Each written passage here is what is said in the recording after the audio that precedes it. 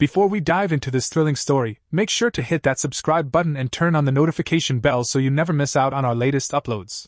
Your support keeps us going. Now, let's get into it. I should have known something was off the moment I pulled into the parking lot. There were no familiar cars, no noise, no cousins hanging around the dumpsters pretending no one saw them smoke. Just silence. The kind that doesn't sit right in your stomach, the kind that hints you've made a mistake but doesn't tell you how big it is yet. I parked anyway. Sat there for a second, trying to brush off the creeping feeling. Then I checked the message again. Friday. 7 p.m. Mateos. Can't wait to see everyone. Sent by Mom. 2 weeks ago. It was 6:58. I was right on time. Like an idiot. I stepped inside. The cold air from the restaurant greeted me, replacing the thick summer heat. Inside, there was music, soft jazz, clinking glasses, silverware tapping gently against plates. Not empty. Just wrong. I approached the hostess stand. "Hi," I said, trying to keep my voice even. "Thompson party. Private dining room." She glanced up, scanned the list in front of her, then tilted her head. "Oh, yeah? That was last night." I blinked. "What?" She nodded. 16 people. Big cake. Your mom brought place cards. Looked lovely. No, it's tonight," I said, laughing, dry, humorless. "I paid the deposit. I booked it." She gave me a sympathetic look. "I'm sorry, sir. It says here it was for Thursday. Everything was set up then. Are you sure you're not confused?" That's when the laughter died in my throat. I didn't answer her. My fingers were already pulling out my phone, tapping the contact, calling. It rang twice before she picked up. "Hi, sweetie," Mom said, her voice bright, fake casual. "Everything okay?" I stared straight ahead. "Where is everybody?" There was a pause. Then she laughed, light, dismissive. "Oh honey, it was yesterday. We thought you weren't coming. But don't worry, we'll bring you leftovers." I froze. "What?" "It was yesterday," she repeated, like it was no big deal. "We'll bring you leftovers." Leftovers. For the dinner I paid for. For the family reunion I organized. Leftovers. Like I was a stray dog they forgot to feed on time. I didn't say goodbye. Just hung up. My hands shook, though I wasn't sure if it was from cold, rage, or just plain shock. I didn't yell. Didn't cause a scene. I just turned to the hostess and said, "Thank you," before walking out the door. I sat in my car for a long time. No engine running. No music. Just silence again, but this time it was heavier. Personal. I stared at my reflection in the windshield. The streetlights outside threw soft orange patches across the glass, and for a moment I didn't recognize the man looking back. Not sad. Not angry. Just empty. That's when the first text came in. "Tina Lomeo. Bro. You seriously missed it. Classic. Don't worry, we saved you a roll face with tears of joy." I didn't reply. I didn't reply to the next 5 texts either. Or the one from Aunt Carol. "Sorry you couldn't make it, Danny. We miss you, hope everything's okay." They missed me? I was the one who booked the damn room. I scrolled through my messages to Mom. I had texted her 3 days ago confirming the time. "Still Friday, right?" Her reply. "Yep. Can't wait, 2 hearts." They all knew. They just didn't care. That's when something inside me shifted. I'd been humiliated, excluded, and treated like a footnote in my own story. But the worst part wasn't the dinner. It wasn't that they planned it without me. It wasn't even that they used the money I gave them to do it. It was that they didn't think I'd notice. That's how little I mattered. I had always been the one to help, to show up, to make excuses for their mistakes. I gave when they needed and didn't ask questions when it was inconvenient. They saw that as weakness. And tonight? They saw an opportunity. To erase me without consequence. To laugh behind my back, clink their glasses in my absence, and send me a damn dinner roll like it was some kind of prize. I should have screamed. I should have driven to Mom's house and demanded an explanation. But I didn't. Not because I was afraid. But because I realized, for the first time, screaming wouldn't change anything. They already decided who I was in their story, the one who gets left out, who gets stepped on and doesn't step back. But what they forgot, what they always forget, is that even quiet people have limits. That the ones who never say a word are often the ones listening hardest. That the silence they mistake for submission is usually calculation. And tonight? I was calculating. The silence didn't scare me anymore. I welcomed it. Because in that quiet, something else was building. Not sadness. Not rage. But resolve. The kind that sharpens slowly like a blade, one edge at a time. They thought they'd won. They thought I'd take it. They thought I'd come crawling back. But they were wrong. Tomorrow, they'd find out how wrong. The thing about betrayal is that it rarely shows up all at once. It doesn't kick down your door, scream in your face, and declare its intentions. No, it seeps in, quietly, gradually, until one day, you look around and realize you're standing knee-deep in rot. And the rot, more often than not, has your family's fingerprints all over it. What happened at Mateo's wasn't the first blow. It wasn't even the hardest. It was just the moment they stopped pretending. The moment they didn't bother with excuses or fake apologies or convenient misunderstandings. The moment they stopped sugarcoating the truth they'd always known: I was never really part of them. I was a utility. A safety net. A checkbook wrapped in skin. And now that I'd been excluded publicly, I couldn't unsee everything they'd made me carry silently for years. Tina was the first. She always was. The bright one, the wild one, She just needs a little help getting back on her feet. 1. I got my first real job out of college, a steady paycheck and benefits, and I remember calling Mom, proud and breathless. Her response? Great. Now you can finally help your sister with rent. Not, congratulations. Not, I'm proud of you. Just a gentle nudge towards sacrifice. That was the beginning. The first month of Tina's rent turned into 3. Then 6. Then a year. By then, it wasn't just rent, it was utilities, groceries, her car insurance. Then her dental surgery, because she couldn't chew properly. And was in so much pain. I paid it. I always paid it. Because that's what you do when you love your family, right? You don't keep score. But love, and my family, only flowed one way. It wasn't mutual. It wasn't reciprocal. It was extracted, drained, expected. I was told I was the strong one. That I didn't need much. That Tina was sensitive, and going through a lot. Which somehow meant my needs were secondary. Always. When Tina decided to enroll in a nursing program, her fresh start, I paid for her textbooks. A few months later, she dropped out without telling anyone. I only found out when I asked her how her finals went, and she laughed and said, "Oh, I bailed weeks ago. That stuff wasn't for me." No apology. No refund. No accountability. I brought it up to Mom. Cautiously. Quietly. I didn't want to sound angry, just confused. Her reply? "Stop being so transactional. Tina's struggling. She needs our support." Funny how "our" always meant me. They used that line often. Don't keep score. We're family. But I wasn't keeping score. I was bleeding. They just refused to notice. 2 years ago, I remember wiring $600 for an emergency vet bill Tina had. Her cat had eaten something weird and needed surgery. Later that same day, she posted an Instagram story: new shoes, new nails, and a guy's hand wrapped around a champagne glass. #girls night out. I showed the story to Mom, thinking maybe, just maybe, she'd finally see what I saw. She smirked and said, "You boys always get so petty about money." Petty. I paid their property taxes last winter. Mom had forgotten, and the county sent them a lien warning. I handled it before they even knew. I've covered Tina's credit card minimums for 6 months straight, when she got laid off and claimed unemployment was taking too long. I was barely staying afloat myself, working late nights, skipping vacations, and microwaving cheap meals to make ends meet. But I never missed a payment, for them. One Christmas, I maxed out my savings account to get everyone thoughtful gifts. Personalized. Wrapped. Shipped on time. And what did I get? A framed photo of the family. I wasn't in it. But nothing, none of that, compared to the night I heard what they really thought of me. It was about 6 months ago.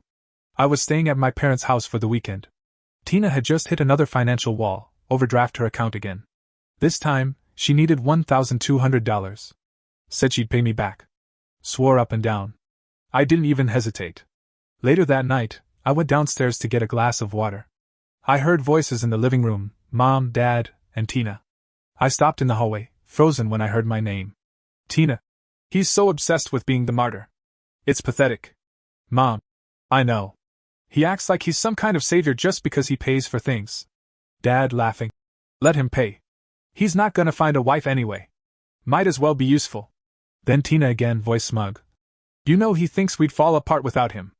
A pause. Then a snort. Please. If he disappeared tomorrow, I wouldn't even notice. I didn't go in. I didn't say a word. I went back upstairs, laid on the bed, and stared at the ceiling for hours. And the next morning? Pancakes.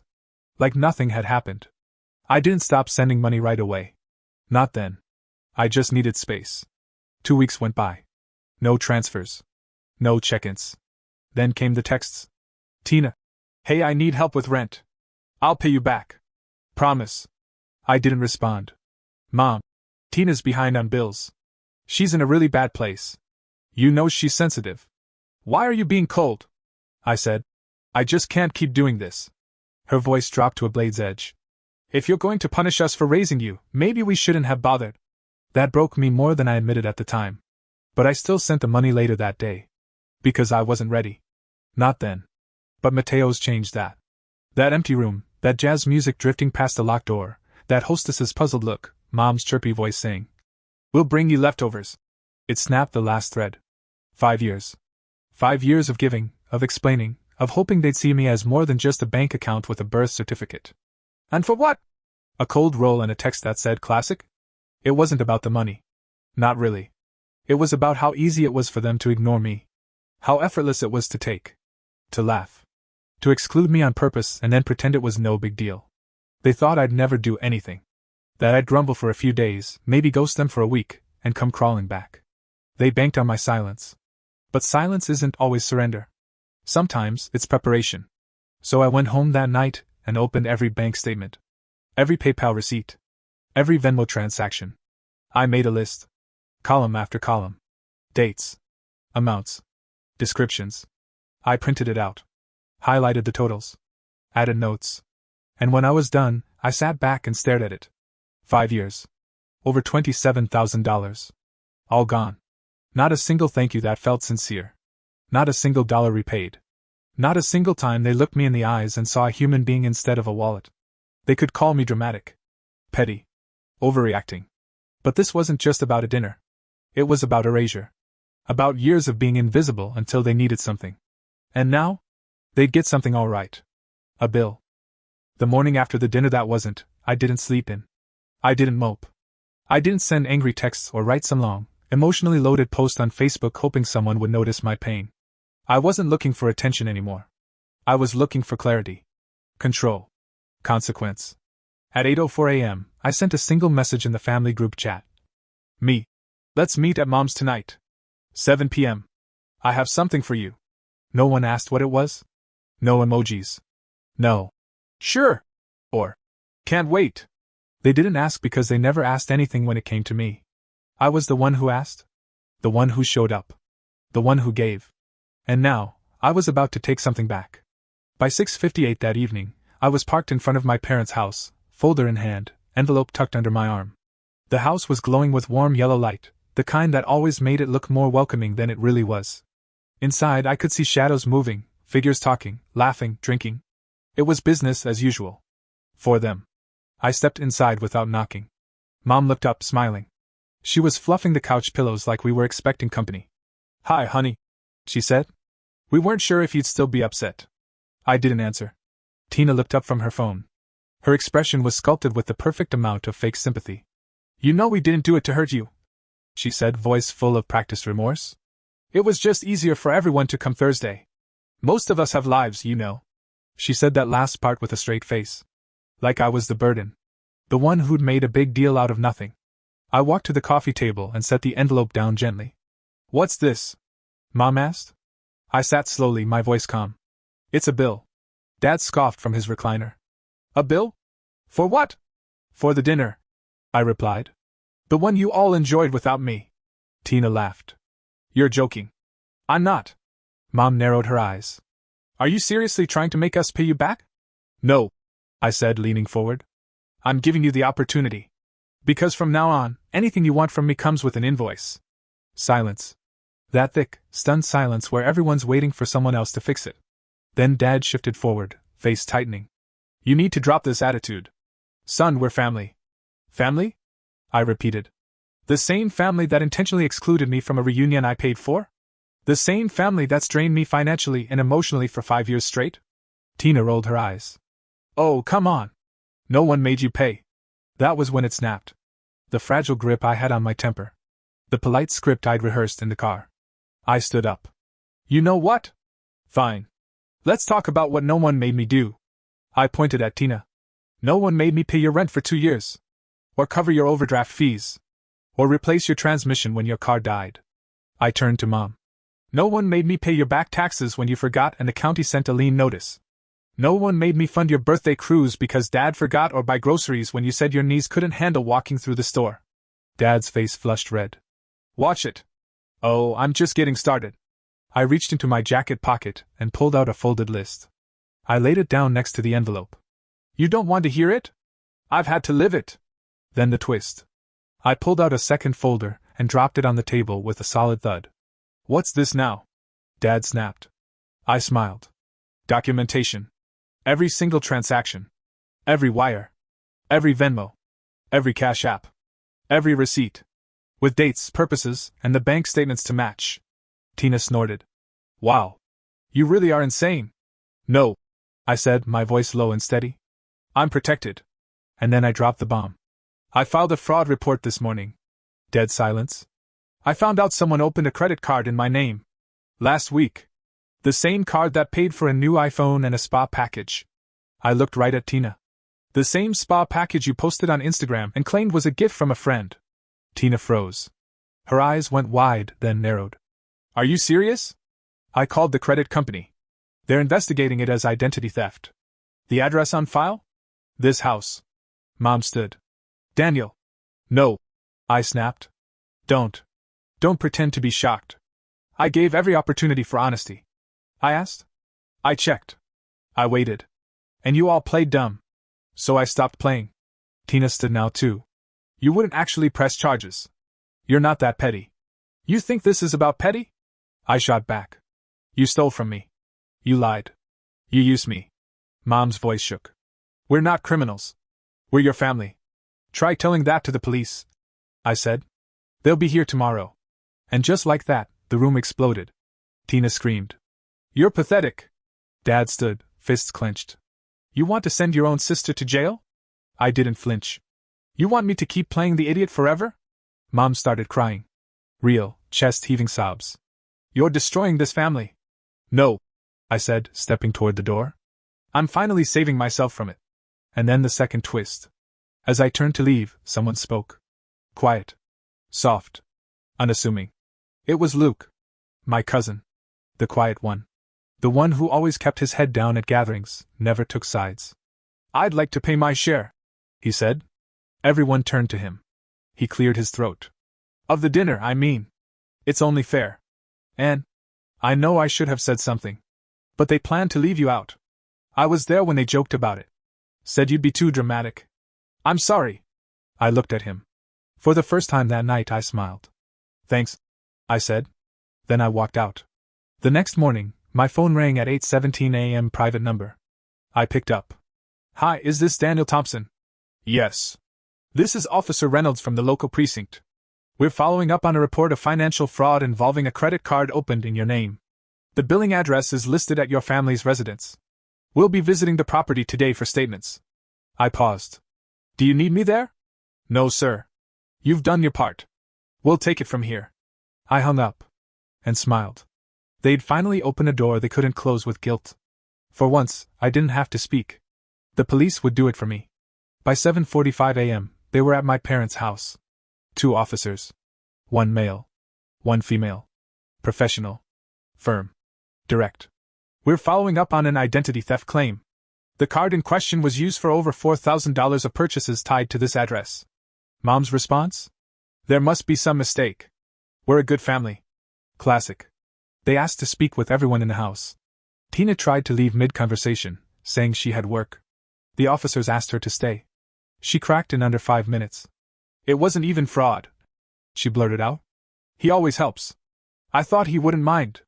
Mom jumped in. She's under stress. She didn't mean it. But it was too late. They wrote everything down. Asked to see Tina's phone. She hesitated. They insisted. That's when it got worse. They found messages. Screenshots. One text to her friend read. Use my bro's info. Spa day on him. IDC. He's such a pushover. He won't even notice. It wasn't just fraud. It was premeditated. Later that day, I got a call from a detective assigned to the case. We have enough to move forward with charges, he said. Would you like to proceed formally? I asked for a day to think. That evening, my phone blew up. Missed calls. Voicemails. Texts. Mom. Daniel, please. We need to talk. It was just a mistake. Dad. You don't want to destroy her life over this. Tina. I'll lose my job. My apartment. You're doing this to your own family. Funny how no one cared when I was losing pieces of myself. The next day, I called the detective. Can we pause the formal charges temporarily? I asked. He agreed. But understand, this doesn't disappear. It waits. I nodded. That's fine. That night, Mom called. Voice soft. Delicate. Coated in sweetness and guilt. If you really want to fix this, she said, come to the house. Let's talk. Face to face. Against my better judgment, I went. The second I walked in, I regretted it. Tina was curled up on the couch under a blanket, like some victim. Mom wore the worried matriarch look like a costume. Dad didn't even get up. We just want to heal, Mom said. We? I asked. We know you're hurt, but this is tearing the family apart. No, I said. Tina did that. Tina's voice cracked. I didn't think you'd actually go to the cops. Who does that? Someone who's had enough. Mom reached for my hand. Let's make this go away. We'll pay it back. You don't need the police. I pulled my hand away. Funny. You didn't offer that before they showed up. Dad finally spoke.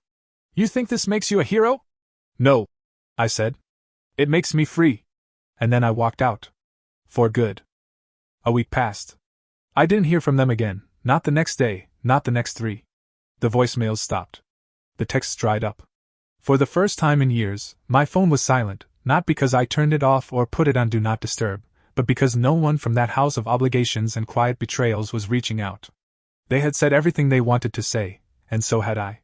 And more importantly, I had finally meant it. Then, out of nowhere, the detective called. We received a payment, he said, for the amount charged to the card. It came through an anonymous transfer, but the account is joint, it's under your parents' names. I didn't answer right away. I just sat there, staring at the wall of my new apartment. Sparse, still smelling like fresh paint and cardboard. No family pictures. No framed memories. Just space. Space that was mine. Would you like to press charges anyway? The detective asked. I took a long breath. Let it fill me, settle me, remind me of the power I now held, not over them, but over myself. No, I said. Not this time. But I want it on record. If she ever touches anything in my name again, I want her charged immediately. Understood, he said. And that was it. No dramatic endings. No courtroom showdowns. Just a simple choice. I was done. Not as an act of revenge, but as an act of release. I moved out of state 2 weeks later. A small town. Quieter. Kinder. I found an apartment with a friendly landlord and rent that was half of what I'd been paying back home. The air was different, lighter, cleaner, like it hadn't been tainted by years of being needed but never valued. My first weekend alone, I built furniture from flat boxes, listened to music I hadn't played since college, and went grocery shopping for things I actually liked. I cooked in silence. I cleaned without complaint. I woke up in the middle of the night not to the sound of my phone buzzing, but to stillness. And for the first time in more than a decade, I realized something strange. I wasn't responsible for anyone but me. I didn't owe anyone explanations. I didn't owe anyone rent or birthday cruises or emergency transfers. I didn't owe emotional labor to people who couldn't bother to call me unless they needed something. Then, 3 weeks into my new life, a letter arrived. No return address. Just a folded piece of paper inside, and a check. The note said, in uneven handwriting, I don't expect you to forgive me, but thank you for doing what I never had the courage to. Look. The check was for exactly half of the Mateo's dinner. I smiled. He didn't owe me anything, but he got it. The rest of them? I never heard from them again. Not for my birthday. Not for Christmas. Not even when Dad had surgery later that year. I only found out from a distant cousin's Facebook post, and even then I felt nothing. Not guilt. Not regret. Just confirmation, they were still who they were, and I was no longer required to participate. And you know what? Good. They finally learned what life without me felt like. And I finally learned how to live without them. People always say blood is thicker than water, but they forget the full quote. The blood of the covenant is thicker than the water of the womb. Meaning, the bonds we choose matter more than the ones we're born into. I learned that the hard way. The last time I saw their faces was the day I left that house with a folder in my hand and fire in my chest. Since then, not a word. And the silence, it used to feel like punishment. Now, it feels like peace. Like air. A few weeks ago, I ran into someone from back home at the checkout line of the hardware store. A girl I'd gone to high school with. She looked at me, tilted her head, and said, "Hey, didn't you used to be Tina's brother?" I paused. Smiled. "No," I said. "I didn't." Just like that. No shame. No hesitation. Because I'm not Tina's brother anymore. I'm not the good son. I'm not the bank. I'm not the backup plan. I'm me. And for the first time in 32 years, that's enough. They thought I wouldn't survive without them. That I'd come crawling back. That I needed their guilt, their passive-aggressive love, their mockery masquerading as concern. They were wrong. I don't need Sunday dinners where I sit in silence while they toast themselves. I don't need text messages that only arrive when a bill is late. I don't need to explain to anyone why I changed my number, why I moved, why I never showed up again. Let them wonder. Let them stew. Let them explain my absence to distant relatives and confused neighbors. Because deep down, they know. They pushed me out. And for once, I didn't beg to come back. You want to know the best part? They lost their control the second I stopped asking for love and started demanding respect. People like that, they'll throw the word family at you like a weapon. But the second you throw back a boundary, they call you selfish. Cold. Broken. I'm none of those things. I'm just finally not theirs anymore. We grow up being told that family is everything. That blood is thicker than water. That no matter how hard life gets, your family will be the ones who stand by you. But what happens when that promise is broken? What happens when the people who were supposed to protect you are the ones who quietly, systematically, hurt you the most? This story, of a man who gave endlessly to his family, only to be left out of a dinner he paid for, reminds us that love without respect is manipulation. That giving without boundaries turns you from a loved one into a resource. That being the strong one doesn't mean you're invincible, it often just means you're the easiest one to use. And the most important truth of all, you are allowed to walk away. For 5 years, Daniel, like many of us, believed that family loyalty meant sacrifice. He paid his sister's rent, his mother's taxes, and countless bills. He didn't keep a scoreboard. He didn't demand payback. He simply gave, hoping it would be recognized as love, hoping someone would notice that he was bleeding from every direction while everyone else just held out their hands. But no one did. Instead, they laughed behind his back, mocked his generosity, and used his name for credit fraud. The worst part? They didn't even think he'd notice. And that's the first lesson people will take from you as long as you let them. Kindness, without boundaries, is not noble, it's self-destruction in disguise. We like to think that if we're generous enough, forgiving enough, patient enough, the people around us will come to appreciate us. But the reality is, some people only learn to respect your absence, not your presence. Daniel's family never saw him. Not really. They saw what he could do for them. And the moment he was no longer convenient, they cut him out. No arguments. No warnings. Just silence and a dinner rose sent via text. So here's the second lesson. Love is not obligation. And loyalty should not cost your dignity. We are taught that saying, no, to family is cruel. That refusing to pick up the phone or decline help makes you cold. But sometimes, choosing yourself is the most radical form of love, because it means you're finally protecting the one person you were never taught to protect, yourself. Daniel didn't get revenge. He got clarity. He didn't scream or beg or threaten. He simply gathered receipts, spoke facts, and let truth do the talking. His power didn't come from yelling, it came from finally valuing his voice enough to speak. And when that didn't work, he let the law speak for him. This isn't just about one family. This is about how we let people treat us. About how long we stay silent, thinking if we're just a little more patient, things will change. But sometimes, change only comes when you walk away and let the structure collapse behind you. The silence Daniel gained at the end of his story wasn't empty, it was freedom. The absence of calls, of guilt, of obligation, it wasn't loneliness. It was clarity. It was proof that life doesn't have to be filled with constant emotional labor disguised as duty. That brings us to the next lesson. You don't owe your peace to the people who shatter it. Walking away isn't weakness. It's strength. It takes more courage to leave a toxic dynamic than to keep enduring it in silence. Because endurance feels noble. But true growth means recognizing when enough is enough.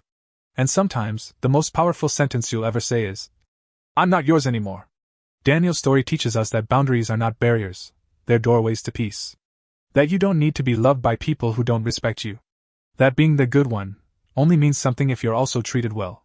And that sometimes, the most powerful transformation happens not when you win a fight, but when you decide to stop fighting for people who never fought for you. He moved to a quiet town. Built his life again. No drama. No explanations. Just peace. Real, earned, sacred peace. And then, one act of grace, Luke's letter, his payment, his acknowledgement, showed that even in a pile of broken bonds, a small thread of truth can shine through. That someone saw. Someone knew. And someone respected the choice to finally say, enough. So if you're someone who's felt used, overlooked, taken for granted, remember this. You don't need to scream to be heard. You don't need to be invited to matter. You don't need to burn yourself out keeping others warm. You just need to choose you. You are allowed to stop carrying a family on your back when they never once offered to carry you. You are allowed to ask for respect. You are allowed to walk away and not look back. You are allowed to rebuild your life, quietly, proudly, peacefully, without asking permission. Because at the end of the day, healing isn't about who comes back to apologize. It's about finally realizing you don't need them to. And that's freedom.